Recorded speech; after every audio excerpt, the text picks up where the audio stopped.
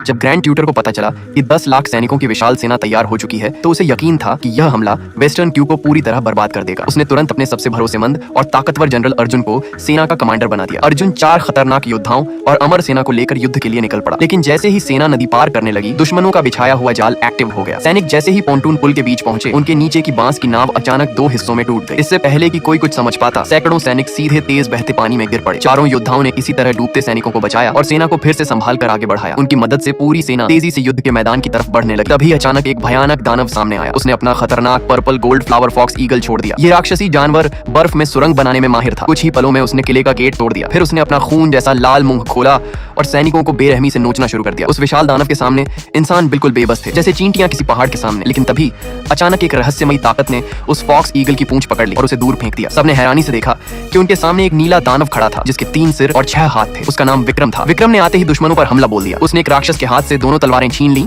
और उसी पर ताबड़तोड़ वार करने लगा। फिर उसने उसे हवा में इतनी जोर से उछाला कि वो जमीन पर गिरते ही मर गया। चारों योद्धाओं ने अपने जादुई हथियारों से उसे रोकने की कोशिश की, लेकिन विक्रम एक एक करके सबको हराता चला गया। राज खत्म करने के लिए दुश्मन सेना ने चारों तरफ से हमला कर दिया। लगातार भयंकर लड़ाइयों के बाद आखिरकार उस क्रूर राजा का अंत तय हो गया। और यहीं से शुरू हुई 3 रेल्म्स के देवताओं की सबसे खतरनाक कहानी। और आगे जो होने वाला है वो किसी ने सोचा भी नहीं था।